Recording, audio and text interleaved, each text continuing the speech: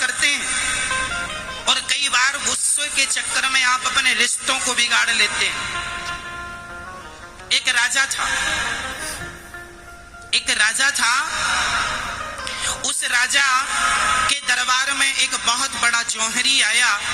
ध्यान से सुनना मेरी माँ। उसके दरबार में एक जौहरी आया और दो बड़े बड़े हीरे लेकर आया। दो हीरे बिल्कुल एक से, एक वजन, एक कटिंग, एक सी चमक लेकर के आया। जौहरी ने दोनों हीरों को रखा और राजा से कहा कि यदि आपका जौहरी इन दोनों हीरों में से असली हीरे को पहचान लेगा, क्योंकि ये दोनों में से एक असली है और एक नकली है, जो असली हीरे को पहचान लेगा कर दूंगा, और यदि नहीं पहचान सका तो हीरे जितना कीमती है उतना धन आपको मुझे देना पड़ेगा। राजा को शर्त मंजूर हो गई कि भाई जौहरी के लिए हीरे को पहचानना कोई बड़ी बात। राजा ने तय किया। सर्दियों का मौसम था, सभा धूप में लगी थी। धूप में दोनों हीरों को रखा गया। बड़े बड़े राजा के 10 जौहरी आए, पर वो 10 की 10 हीरे, एक सा हीरा, एक कटिंग, एक सी चमक, सारे जौहरी फेल होते गए। कैसे पहचाने कि असली कौन नकली कौन? 10 जौहरी फेल हो गए, असली हीरे को ना पहचान पाए। अब तो राजा शर्त हार गए। राजा को बड़ा बुरा लगा कि राम राम, मेरे 10 जौहरी फेल हो गए। तभी पीछे से एक अंधा आदमी आया। अंधा बोला, राजा साहब हमें एक मौका दो, हम असली हीरा पहचान सकते हैं। राजा बोले, क्यों हंसी उड़वाता है? जिनकी आंखें थी, जो पढ़े लिखे थे, जौहरी थे, वो तो पहचान ना पाए कि असली और नकली में अंतर क्या है। तुम तो अंधे हो। कहा, महाराज मौका तो दो। उस अंधे ने दोनों हीरों को उठाया और उठाकर बड़ी आसानी से बोला, महाराज ये असली है, ये नकली है। सब दंग रह गए।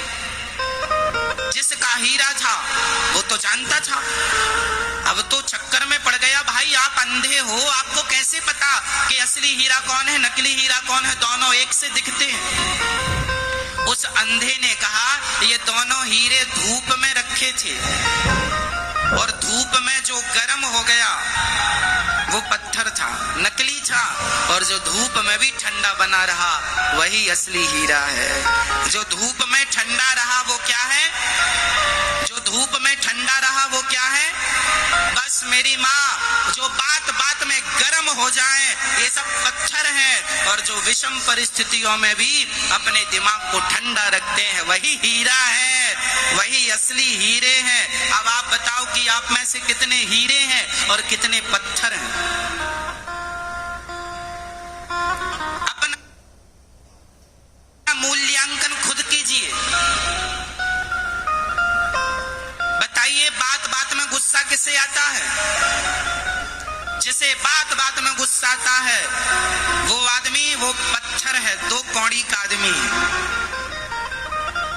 बात बात में गुस्सा क्रोध करने वाले वो अपना मूल्यांकन करें, 2 कौड़ी के लोग हैं। पत्थर का क्या मूल्य होता है? जबकि बड़ी बड़ी बातों पर भी वो अपने दिमाग को ठंडा रखें, वो कौन होते हैं? वो असली हीरे होते हैं। तो गोस्वामी जी कहते हैं, काम, क्रोध,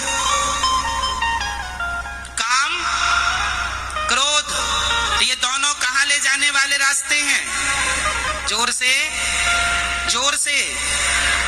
नाच नरक के पंथ, नरक के दरवाजे हैं। तो काम से बचिएगा, पराई स्त्री पराये पुरुष से बचिएगा, काम, क्रोध से बचिएगा। बात बात में गुस्सा नहीं। जहां क्रोध करने के, हम ये नहीं कहते कि गुस्सा नहीं करना चाहिए। अच्छा बताइए, गुस्सा करना सही है कि गलत है?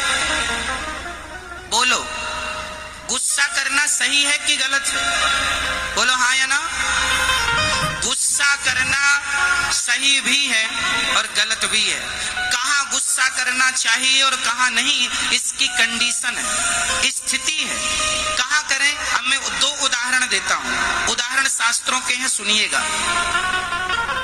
पहला, भरी सभा में द्रौपदी की साड़ी खींचती रही, क्या भीष्म पितामह को गुस्सा आया? बोलो हाँ या ना? जबकि गुस्सा आना चाहिए था। बोलो हाँ, गुस्सा आना चाहिए था ना। भरी सभा में द्रौपदी की साड़ी खींच रही थी, पितामह को गुस्सा आना चाहिए था, परंतु गुस्सा नहीं आया तो बाणों की सैया मिली। और दूसरा, जटायु, जब रावण सीता मां का हरण किया, जटायु दौड़ पड़ा, रे रे दुष्ट ठान के न होई, खड़ा हो जा, आज मेरी बेटी को हाथ लगाया, तेरे हाथ काट दूंगा। जटायु पक्षी था, भिड़ गया। रामचरितमानस में लिखा है, रामचरितमानस में जटायु ने पंखों से ऐसा प्रहार किया कि कुछ क्षणों के लिए रावण मूर्छित होकर जमीन में गिर पड़ा था। फिर होश आया रावण को, तो रावण ने पंख काट दिए कृपाण से, जटायु के पंख।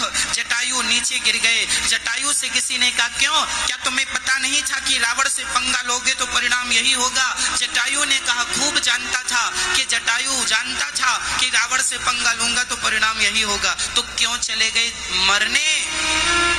जटायु ने कहा कि मैं भीष्म पितामह, मैं वो नहीं हूं कि मेरी आंखों के सामने एक नारी की लाज लुटती रहे और मैं तमाशा देखता रहूं। अरे मैं मर गया, भले मर गया, पर मैं मरूंगा तो गर्व से मरूंगा कि कम से कम मैंने किसी की रक्षा के लिए पक्षी होकर भी अपने पंख तो बढ़ाए।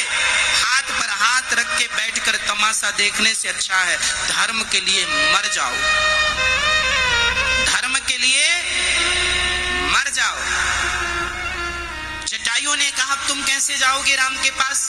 जटायु ने कहा, जब तक पंख थे तो जिम्मेदारी मेरी थी राम के पास जाने की, अब तो पंख नहीं है, अब जिम्मेदारी राम की है मेरे पास आने की। और राम जी ने वो जिम्मेदारी निभाई। जटायु राम के पास नहीं गए, बल्कि राम स्वयं क्यों गए? क्योंकि जटायु ने गुस्सा किया था, क्रोध किया था। क्रोध करने से भी भगवान मिल जाएंगे, परंतु क्रोध सही जगह पर होना चाहिए। बोलो हाँ या ना? क्रोध करने से भगवान मिल जाएंगे। किसे मिले? कोई आपसे सवाल करे कि क्रोध करने से भी भगवान मिलते हैं? हाँ, जटायु को मिले, परंतु क्रोध सही जगह पर। धर्म की रक्षा के लिए क्रोध हो, समाज की रक्षा के लिए क्रोध हो, तो क्रोध करने से भगवान, और क्रोध ना करने से बाणों की सैया मिली है पितामह भीष्म को। तो बताइए, क्रोध करना सही है कि गलत? सही स्थान पर, सही जगह पर करना सही है, और गलत जगह पर करना गलत है।